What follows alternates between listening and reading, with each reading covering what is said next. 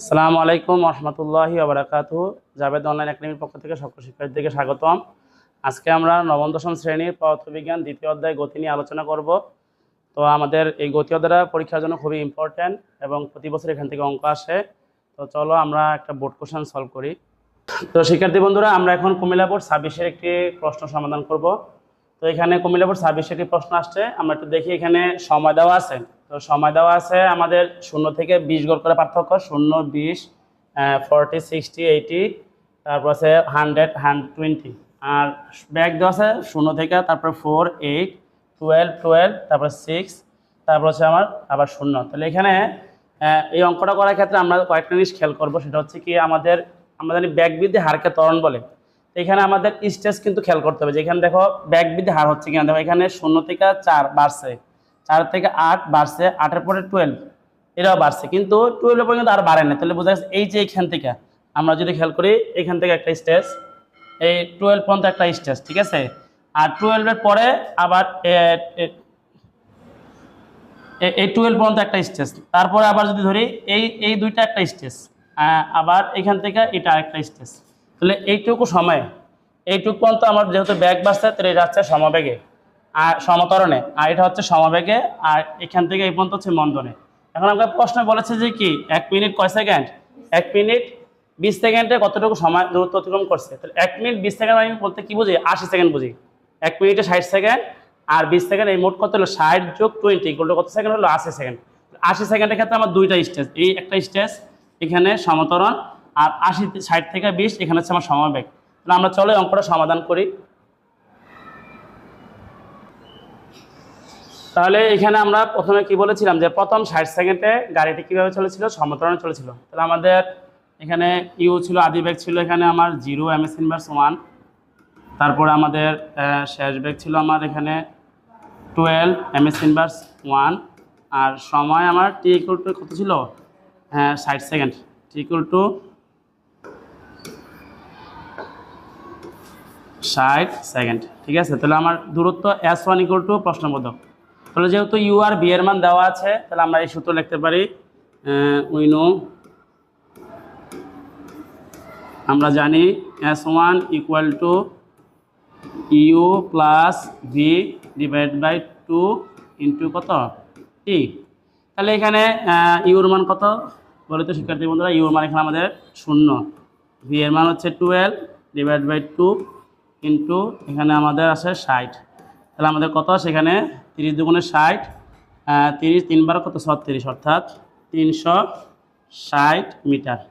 তাহলে এইটুকু সময় গাড়িটি সমতরণে চলেছিল। তাহলে আমাদের 60 সেকেন্ড পর্যন্ত বের হয়ে গেছে, আর আছে 20 সেকেন্ড। এখন আমরা পরবর্তী 20 সেকেন্ড বের করি।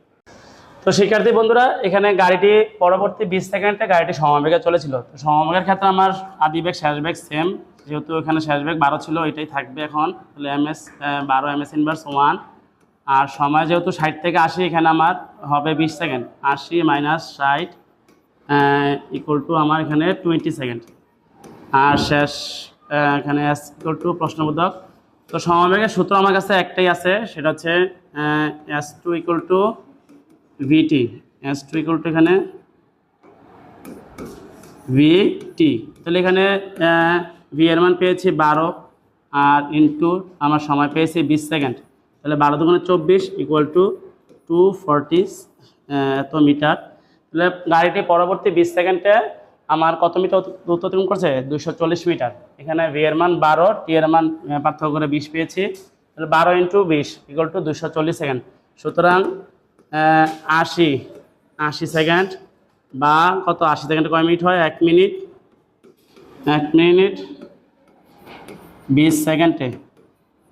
তাহলে মোট অতিক্রান্ত দূরত্ব, মোট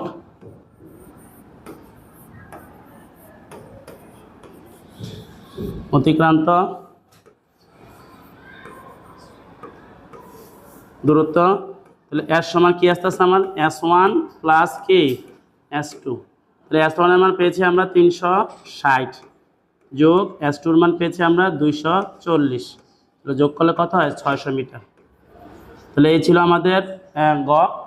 তাহলে আমাদের শিক্ষার্থী বন্ধুরা প্রথমে খেয়াল করতে হবে যে স্টেজ পর্যন্ত ইয়াটা বের হয়, ইয়াটা বাড়ে, ব্যাগটা বাড়ে, ওটা হচ্ছে আমার ত্বরণ। তো ত্বরণের ক্ষেত্রে আমরা পেয়েছি 360, আর যখন ব্যাগ বাড়েও না কমেও না, ওটা ছিল সমবেগ। তো সমবেগের ক্ষেত্রে পেয়েছি 240। তো দুটো যোগ করলে আমাদের টোটাল 80 সেকেন্ড বা 1 মিনিট 20 সেকেন্ড। 1 মিনিট 20 সেকেন্ডে মোট অতিক্রান্ত দূরত্ব আমার 360 যোগ 240 ইকুয়াল টু কত হলো? 600 মিটার। তো এই ছিল গ। তো চলো আমরা এখন ঘ নাম্বার প্রশ্নটা সমাধান করি। তো শিক্ষার্থী বন্ধুরা, আমরা এখন গ নাম্বার অঙ্কটা নিয়ে আসছি। তো এখানে বলা হয়েছে যে ত্বরণ সময় লেখচিত্র অঙ্কন করতে। আমাদের এখানে ত্বরণ সময়ের ক্ষেত্রে সেম নিয়ম। স্টেজ কিন্তু তিনটাই, যে প্রথম স্টেজে সমত্বরণে চলেছে, পরবর্তী স্টেজে সমবেগে, এবং সর্বশেষ স্টেজে গাড়িটি এরকমভাবে মন্দনে চলেছে। তো প্রথম সমত্বরণে চলেছে, আমরা এখানে ইউর মান পেয়েছিলাম 0 ms/1, ভি এর মান পেয়েছি 12 ms/1 এবং টি এর মান পেয়েছি 60 সেকেন্ড। তাহলে আমাদের প্রথম স্টেজে এ এন এর মান কত আমরা একটু বের করছি। তাহলে আমরা এখানে সবাই জানি যে প্রথম স্টেজে আমাদের ত্বরণ সূত্র এ ইকুয়াল টু কত? V minus U by T. তাহলে আমরা একটু লিখে নেই, A equal to V minus U by কত? টি। তাহলে এখানে ভি এর মান কত পেয়েছি? ভি এর মান পেয়েছি 12 মাইনাস ইউর মান 0 আর টি এর মান পেয়েছি 60 সেকেন্ড। ঠিক আছে, তাহলে আমার এখানে কত আসে? তাহলে 12 থেকে 60 বিয়োগ করলে 12 ডিভাইড বাই 60, তাহলে আমার আসবে 0.2 আসবে, 2 ms/2। তারপরে পরবর্তী 20 সেকেন্ড,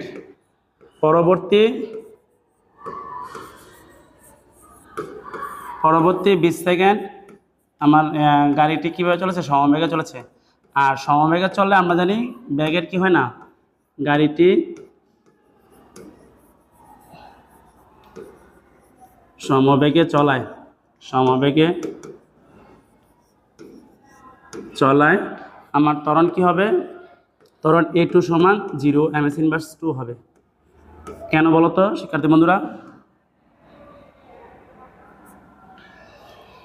তাহলে এখানে আমরা বলতে পারি যে প্রথম 60 সেকেন্ডে গাড়িটির ব্যাগ বৃদ্ধি পেয়েছিল, 0 থেকে 12 হয়েছে, সময় ছিল 60 সেকেন্ড। আমাদের মানগুলো বসিয়ে এই বি এর মান 12, ইউর মান 0 এবং সময় ছিল 60 সেকেন্ড। তো এখানে আমরা ক্যালকুলেশন করে কত পেয়েছি? 0.2 পেয়েছি। পরবর্তী 20 সেকেন্ড গাড়িটি সমবেগে চলছে। সমবেগ কথাটা যদি আমি বলি, সমবেগ কথাটা যদি আমি বলি, সমবেগে বললে এখানে ব্যাগ বাড়েও না কমে না, এখানে কোনো ত্বরণ নেই, সমবেগে কোনো কি নেই? ত্বরণ নেই। তাহলে ব্যাগ বৃদ্ধিও পায় না, হ্রাসও পায় না। তাহলে সমবেগের ক্ষেত্রে আমার ত্বরণ কত হবে? এখানে 0 হবে। হ্যাঁ, কারণ এখানে যদি আমি 12কে 12 দ্বারাই বিয়োগ করি, তাহলে তো সেক্ষেত্রে আমার কি হবে? 0ই হবে। তো আমার সেই জন্য 0 দিয়ে কোনো কিছু ভাগ করা 0 হয়। তো সেই ক্ষেত্রে আমরা সরাসরি লিখতে পারি যে সর্বশেষ 20 সেকেন্ডে গাড়িটির ত্বরণ কী ছিল? গাড়িটি সমবেগে চলেছিল। এখন আমি শেষ আমার যে সময়টা ছিল ওই সময় আমি বের করি গাড়িটির ত্বরণ কী ছিল। তো শিক্ষার্থী বন্ধুরা, এখন আমরা শেষ 40 সেকেন্ডে করব। তাহলে শেষ 40 সেকেন্ডে গাড়িটি কীভাবে চলেছিল? মন্দনে চলেছিল, অর্থাৎ ব্যাগ তার হ্রাস পেয়েছে। শেষ 40 সেকেন্ডে ত্বরণ, শেষ 40 সেকেন্ডে 40 সেকেন্ডে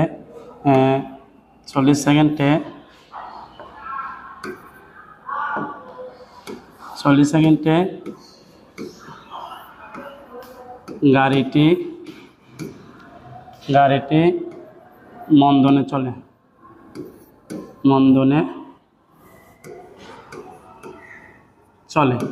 তাহলে আমার এখানে ভি এর মান যেটা সমবেগে শেষ ছিল, এখানে সেটা ইউর মান হয়ে যাবে, এটা হয়ে যাবে ইউর মান। তাহলে ইউর মান হবে, এখানে আমার শেষ ছিল 12 ms/1, ভি এর মান হয়ে যাবে 0, আমরা ছক থেকে দেখে নিব 0, আর সময় আমার 80 থেকে সময়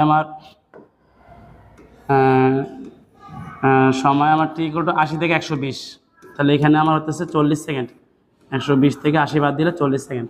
তাহলে আমাদের সূত্রটা কী হবে? A3 equal to V minus U by T. তাহলে ভি এর মান আমার এখানে 0 মাইনাস এখানে ইউর মান আমার 12 ডিভাইড বাই 40। তাহলে এখানে আমার ক্যালকুলেশন করলে আসবে -0.3 ms/1। মাইনাস মানে কি বোঝা যাচ্ছে শিক্ষার্থী বন্ধুরা? মাইনাস মানে বোঝা যাচ্ছে যে গাড়িটি কি মন্দনে চলেছে। ঠিক আছে, এখন আমরা সর্বশেষ আমাদের যে লেখচিত্রটা, এই লেখচিত্রটা করব। তো শিক্ষার্থী বন্ধুরা, এখন আমরা লেখচিত্রটা করব। লেখচিত্রের ক্ষেত্রে সবসময় খেয়াল করব আমরা এই বরাবর এক্স অক্ষ বরাবর থাকবে আমার সময়, আর ওয়াই অক্ষ বরাবর থাকবে আমার যেটা দেওয়া থাকে ত্বরণ হলে ত্বরণ, ব্যাগ হলে ব্যাগ। যেহেতু এখানে ত্বরণ, আমি ত্বরণ দিব। ত্বরণ আমার এমএস ইনভার্স 2। এখানে তো সময় ছিল আমার 20 করে পার্থক্য ছিল, সময় আমার 20 করে পার্থক্য ছিল। তাহলে আমরা এখানে 0 দিই, তাহলে 20, তারপরে 40, তারপরে 60, এখানে 80, তারপর হচ্ছে আমার এখানে 100, তারপরে 120। এই ছিল সময়। আর আমরা এখানে 0.1 করে ধরি, 0.1, তারপরে 0.2, তারপরে 0.3 ধরলাম। এখানে মাইনাস হবে, -0.1, তারপরে -0.2, এখানে হবে -0.3।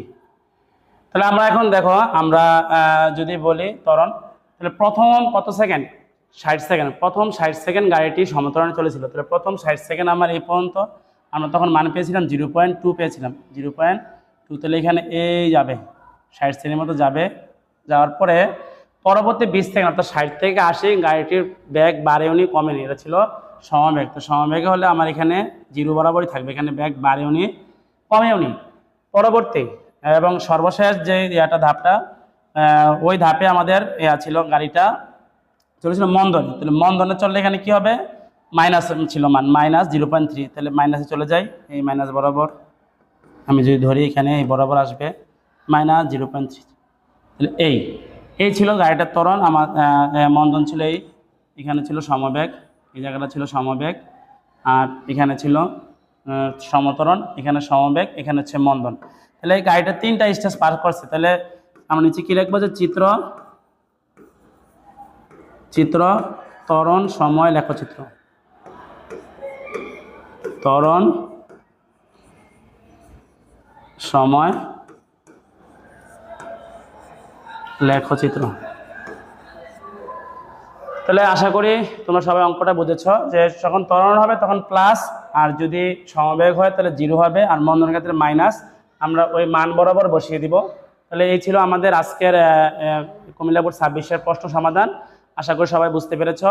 এরকম নিত্য নতুন ভিডিও পেতে জাভেদ অনলাইন একাডেমি পেজের সাথে সকলে সংযুক্ত থাকবে। আশা করি সবার কাছে ভালো লেগেছে। ধন্যবাদ সবাইকে। আসসালামু আলাইকুম ওয়া রাহমাতুল্লাহি ওয়া বারাকাতুহু।